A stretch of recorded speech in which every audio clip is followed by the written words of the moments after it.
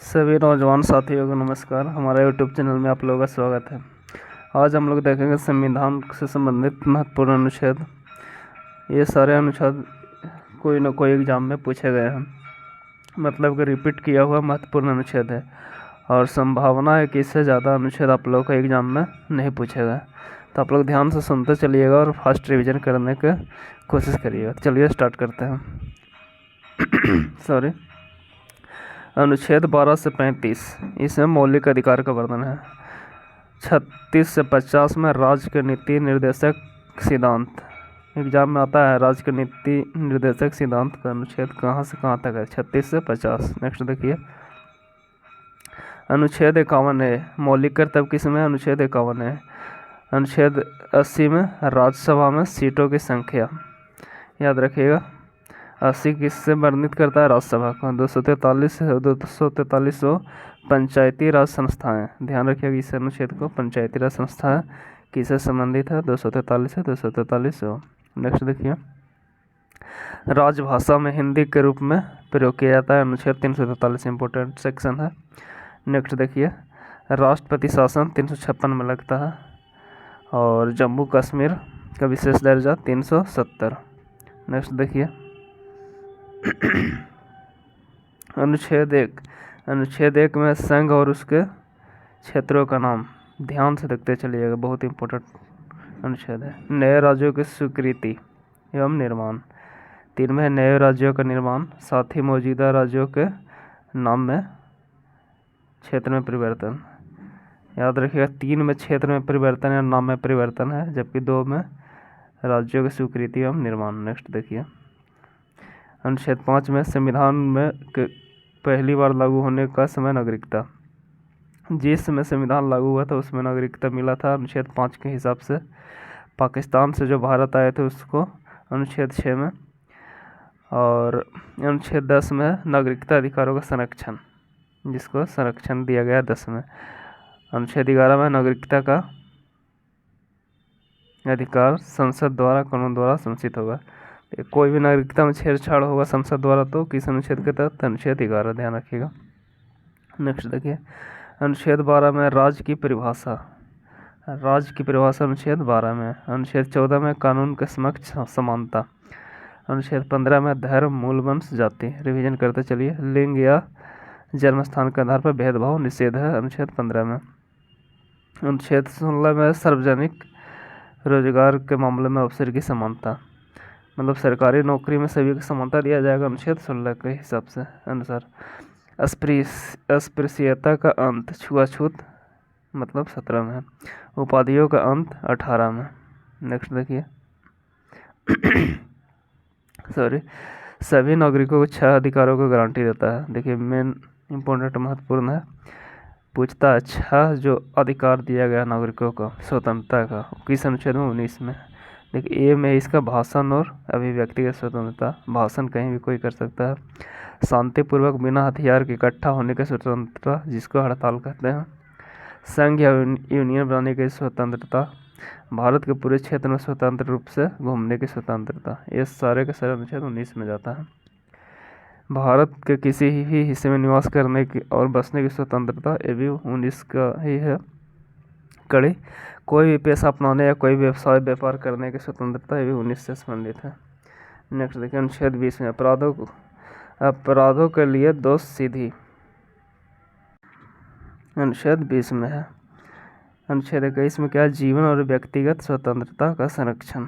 22 में कुछ मामलों में गिरफ्तारी, ये मोस्ट इम्पोर्टेंट अनुच्छेद है। यहीं से जो जेल में जाता है या अपने जीवन के बारे में जेल में पुलिस द्वारा किया जाता है, अनुच्छेद 22 का सहायता लेता है।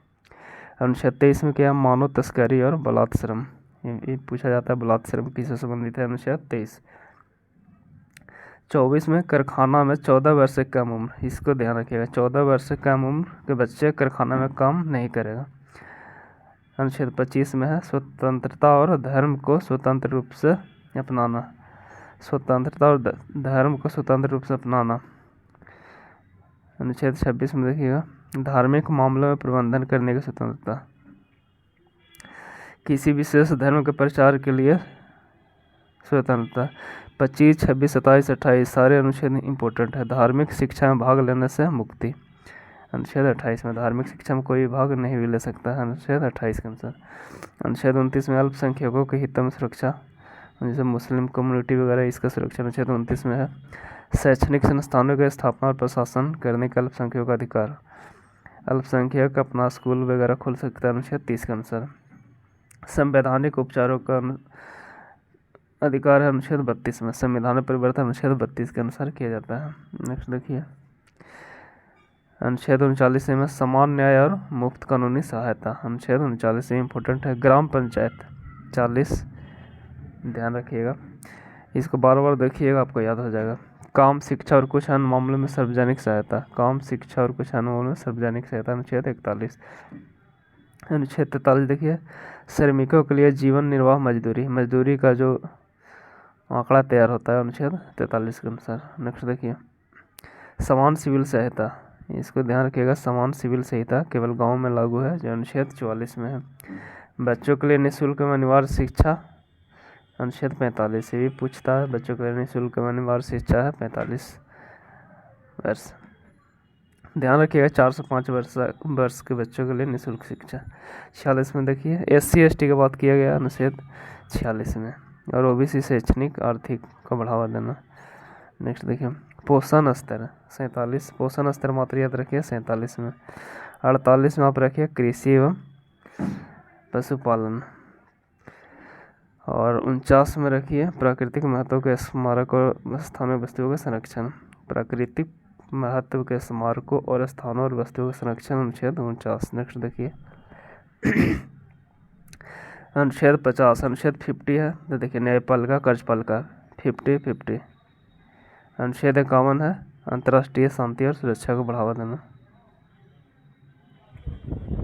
नेक्स्ट देखिए भारत के राष्ट्रपति, देखिए राष्ट्रपति से संबंधित आपको 1, 2, 3, 4, 5, 6 अनुच्छेद मुख्य रूप से याद रखना है। भारत का राष्ट्रपति के बारे में बताया गया अनुच्छेद 52 में। संघ की कार्यपालिका की शक्ति 53 में।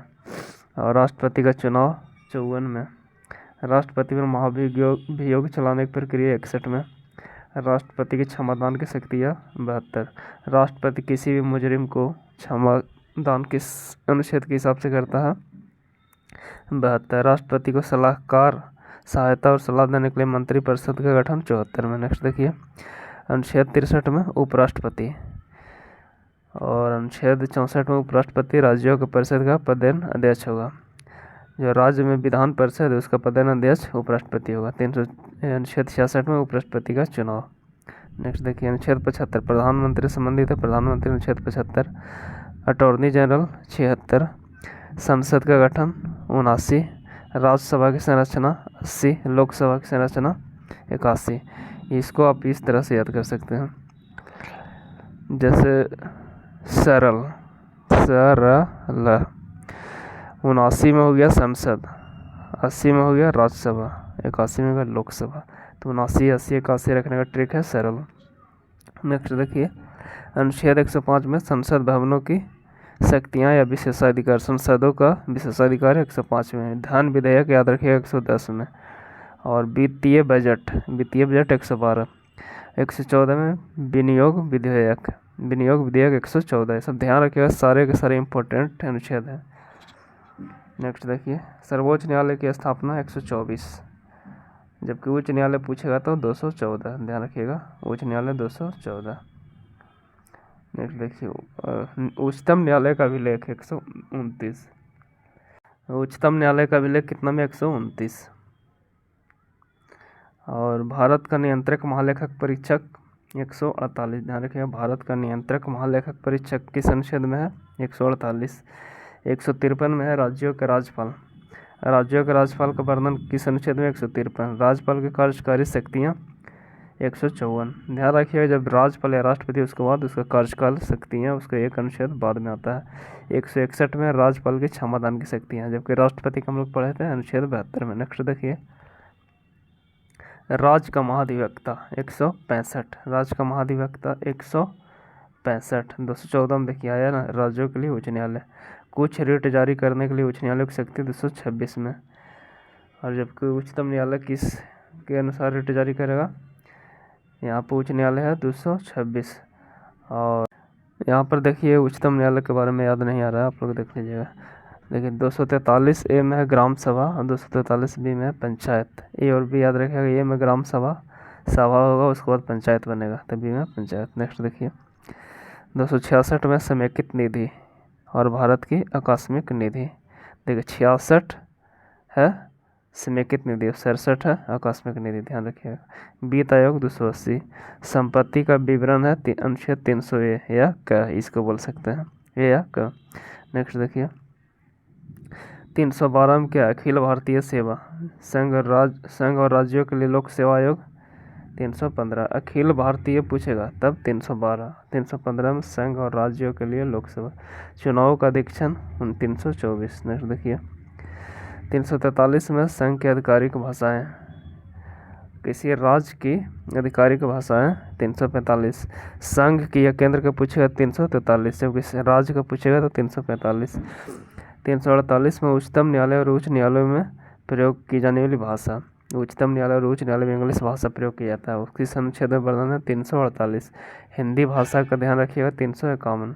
नेक्स्ट देखिए आपातकाल की उद्घोषणा 352, जबकि राज्य आपातकाल 356 और वित्तीय आपातकाल 360।